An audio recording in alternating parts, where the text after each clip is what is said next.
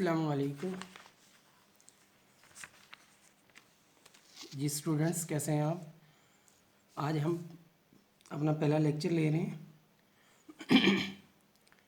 Federal board की book का 9th class chemistry chapter 1 page number 6। आज हम जो टॉपिक पढ़ रहे हैं वो आपके सामने है। फंडामेंटल्स ऑफ केमिस्ट्री, बुनियादें केमिस्ट्री की। डियर स्टूडेंट, इसमें सबसे पहला जो टॉपिक है कि केमिस्ट्री है क्या, हम क्या सोचते हैं अपने दिमाग में, और हमारे दिमाग में केमिस्ट्री के मुतालिक क्या क्वेश्चंस आते हैं, हमारी लाइफ के मुतालिक क्या क्वेश्चन आते हैं, इर्द गिर्द हमारे इर्द गिर्द बीसियों फिनोमिनाज परफॉर्म कर रहे हैं तो वो किस तरह हो रहे हैं। तो हम इन सब चीज़ों को देखते हैं, लेकिन गौर से ज़रा देखिएगा। मैं अकॉर्डिंग टू आपकी बुक रहता हूँ ताकि इससे हटूँ ना और आपका सिलेबस भी कंप्लीट हो जाए और जो लेक्चर है वो भी टाइम लिमिट्स में रह जाए। अब सबसे पहले बुक रीड करते हैं, हम साथ साथ एक्सप्लेन करता हूँ आपको। What are the simplest component of wood. आप इर्द गिर्द बहुत सारी चीज़ें देखते हैं, बुक ने 2-3 लिख दी हैं कि आप देखते हैं वुड को। किसको? वुड को, लकड़ी। आप सिर्फ लकड़ी को नहीं देखते, आप पौधों को देखते हैं, उनकी लकड़ी को देखते हैं, जानदारों को देखते हैं, जानवरों को, इनमें से इंसानों को। यही नहीं, आप ज़मीन को देखते हैं, खला को देखते हैं, हवा को देखते हैं, ठीक है, पानी को देखते हैं, और हज़ार हा चीज़ें आपके गिर्द हैं। इन सब को आप मुसलसल ऑब्ज़र्व कर रहे हैं। क्या कर रहे हैं? ऑब्ज़र्व कर रहे हैं, देख रहे हैं। क्या देख रहे हैं उसमें कि पानी हमेशा ऐसा ही है, ज़मीन हमेशा ऐसी है, लेकिन किसी जगह पर ये कैसी होती है कलर इसका, किसी जगह पर कैसा होता है। कहीं कोई फसलें उगती हैं, कहीं कोई फसलें अच्छी उगती हैं, पौधे हैं, कहीं कोई कोई पौधा पाया जाता है, किसी इलाके में कोई पौधा पाया जाता है। जानदार हैं, कुछ ख़ास इलाकों में ख़ास किस्म के जानदार पाए जाते हैं, दूसरे इलाकों में वो नहीं पाए जाते। लकड़ी, किसी ख़ास दरख्त की लकड़ी डिफरेंट होती है, दूसरों की डिफरेंट होती है। आखिर ये इतनी वैरायटीज़ क्यों हैं? तो इस सारी चीज़ों को हम एनालिसिस कर रहे हैं, ऑब्ज़र्व कर रहे हैं। तो वही कह व्हाट आर द सिंपलेस्ट। तो फिर हम ये सोचते हैं आखिर ये चीज़ें, आखिर ये तमाम चीज़ें कायनात की, हवा, पानी, मिट्टी, ज़मीन, चाँद, सूरज, सियारे, सियारचे, सब कुछ, मैं, आप, पौधे, आखिर किस चीज़ से मिलकर बना हुआ है। ठीक है, द कंपोनेंट्स, बुनियाद, हिस्से किन क्या हैं इसके, किसके? वुड के, रॉक्स के, लिविंग ऑर्गेनिजम्स के। मैंने सारी चीज़ें आपको गिनवा दी हैं। आपके आगे जो कुछ भी है, ये क्वेश्चन अब नहीं, इंसान के शुरू से इंसानी दिमाग में है। जब से इंसान का वजूद आया है उस वक्त से वो इस चीज़ में गुम है कि आखिर ये किस तरह बना है, ये चीज़ किस तरह वजूद में आई है, किस तरह पौधों में रस, पौधों के फलों में रस आ जाता है। एक रस फल में किसी और किस्म का, दूसरे में किसी और किस्म का।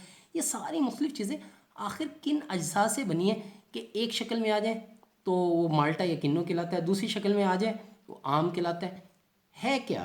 तो ये बहुत सारी चीज़ें जो हमारे दिमाग में हैं, क्वेश्चंस की शक्ल में, सॉल्यूशन नहीं है। तो ये कब से? एज ओल्ड क्वेश्चन इंसानी तारीख का है। एंशिएंट ग्रीक फिलोसफर, कौन? ग्रीक फिलोसफर्स, वो ख्याल करते थे, बिलीव, यकीन रखते थे। बिलीव का मतलब यकीन रखते थे, दैट एवरीथिंग, मैंने कहा एवरीथिंग का मतलब हर हर हर हर चीज़, हवा, पानी, ज़मीन, मैं, आप, पौधे, जानदार, बेजान, तमाम, मेड ऑफ, बनी हुई हैं। किससे? किससे बनी हुई हैं जी? Elemental substance. लफ्ज़ आया क्या? एलिमेंटल। ये याद रखिएगा, मैं कई दफ़ा एक्सप्लेन कर चुका हूँ कि ये एलिमेंट और एलिमेंटल में फ़र्क है। क्वेश्चन पेपर में आता है तो एलिमेंट आता है तो बच्चे नहीं समझ पाते, वो एलिमेंटल को डिस्क्राइब कर रहे होते हैं, और एलिमेंटल आ जाए तो तब भी नहीं समझ सकते, वो एलिमेंट को डिस्क्राइब कर रहे होते हैं। डिफरेंट चीज़ें ये, एलिमेंट अलग है, आगे एक्सप्लेन करेंगे क्या चीज़ है। इस वक्त हम एलिमेंटल, और फिर लफ्ज़ आया सब्सटेंस। क्या है? सब्सटेंस। एक सब्सटेंस किसको कहते हैं, मैं सादा लफ्ज़ों में आपको बता दूं, कोई चीज़ जो वजूद रखती हो और उसका कोई नाम हो। ये मैं आपको इसकी लाइट डेफिनेशन बता रहा हूँ, डिटेल से हम इसको आगे व्यू करेंगे कि कोई भी चीज़ जिसका कोई नाम हो वो क्या है, सब्सटेंस है। अब एलिमेंटल सब्सटेंस यानी कोई एक ऐसी चीज़ है, बुनियाद है, जिससे ये सब कुछ बना हुआ है। तो ये कौन यकीन करता था, ग्रीक फिलोसफर। कौन यकीन करता था, ग्रीक फिलोसफर यकीन करते थे कि तमाम चीज़ें मिलकर बनी हुई हैं, किससे, एलिमेंटल सब्सटेंस से। किससे मिलकर बनी हुई है, क्लियर में बच्चे, ओके। लेकिन इन्हीं में से कुछ बिलीव करते थे कि ये एक सब्सटेंस नहीं है। एलिमेंटल सब्सटेंस का मतलब कोई एक चीज़ है जिससे ये सब कुछ बना हुआ है। लेकिन इन्हीं में से कुछ बिलीव करते थे, क्या बिलीव करते थे, that substance to be water, कि ये सब्सटेंस वाटर है, ठीक है ना। कुछ कहते थे ये हवा है, कुछ कहते थे ये नहीं फायर है, ठीक है। तो ये सब बेसिक हर कोई अलग-अलग सब्सटेंस पे यकीन करता था। और वो टोटल सब्सटेंस कितने थे, चार थे। कितने थे, चार थे, water, air, fire and mud, मट्टी, ठीक है। इन चार से मिलकर वो कहते हैं ये दुनिया की हर शय बनी हुई है। क्या बनी हुई है, हर शय बनी हुई है।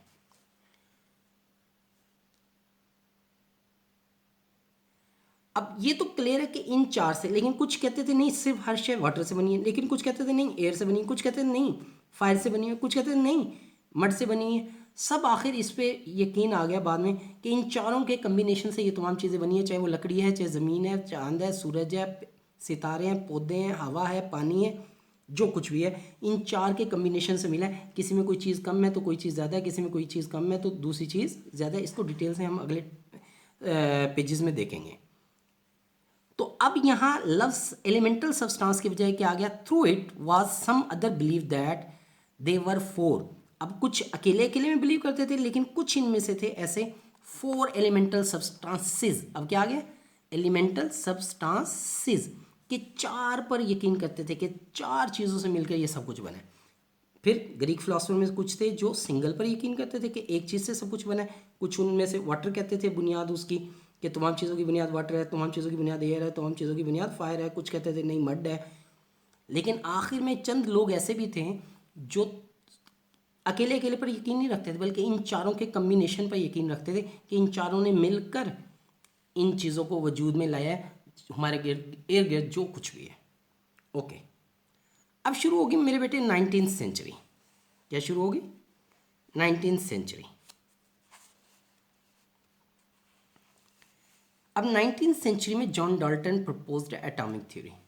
जॉन डाल्टन आ गया। कौन आ गया, जॉन डाल्टन।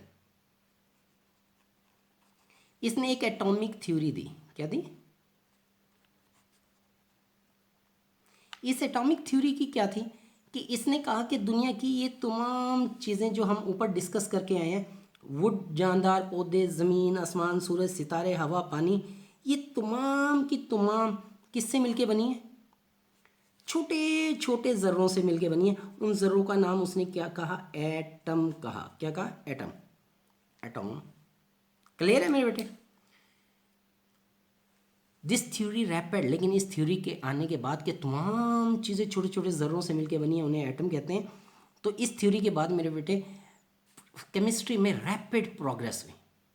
इस थ्योरी ने बुनियाद बनाई, लेड इसको तरक्की देने की राह दी।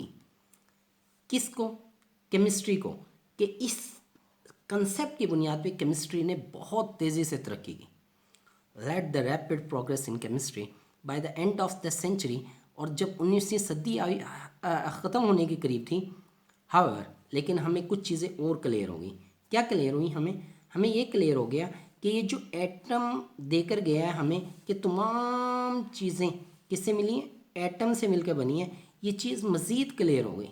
क्या क्लियर हुई, वो क्लियर ये हुई कि एटम का जो कंसेप्ट उसने दिया था, हमें पता चला एटम खुद कुछ चीज़ों से मिलके बने। और हम पिछली क्लासों में पढ़ कर आए हैं, प्रोटॉन, न्यूट्रॉन, इलेक्ट्रॉन और सो ऑन।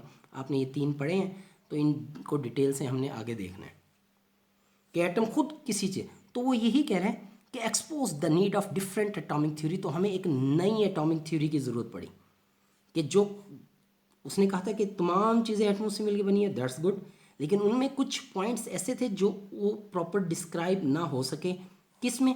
मज़ीद जब 19वीं सदी में एक्सपेरिमेंट हुआ, क्या हुआ 19वीं सदी में, क्या हुआ, मज़ीद एक्सपेरिमेंट्स हुए तो उसके तमाम पॉइंट्स क्लियर ना हुए। हाँ, ये पॉइंट ठीक था कि तमाम चीज़ें किससे मिलकर बनी है, एटम से। अब वो कौन से पॉइंट्स जो सही साबित ना हुए उन्हें भी हमने डाल्टन एटॉमिक थ्योरी में आगे पढ़ना है।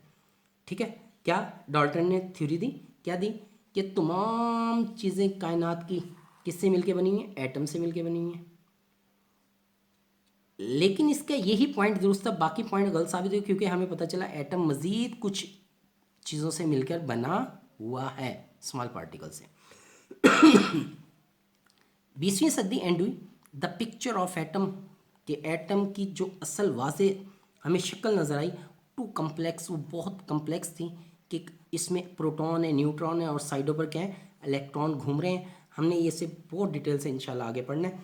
तो आई थिंक आपका 6th पेज मी होपफुल कंप्लीट हुआ और आपको इसके बेसिक कंसेप्ट्स का पता लग गया होगा। इसमें बुनियादी कंसेप्ट एलिमेंटल था कि कुछ लोग बेसिक चीज़ों पे यकीन रखते थे कि कुछ चीज़ें वाटर, एयर, फायर, मड से बनी है, कुछ कहते थे नहीं इन चारों से मिलकर बनी है। फिर जॉन डाल्टन आया, उसने एटॉमिक थ्योरी दी, हाँ जी तमाम चीज़ें वाकई एटम से मिलकर बनी है, लेकिन बाद में इसने कुछ और बातें भी की थी, वो साबित ना हो सकी। हमें बाद में पता चला मज़ीद 20th सेंचुरी में कि ये क्या है, मज़ीद स्मॉल पार्टिकल से मिलकर एटम बना हुआ है। Thank you.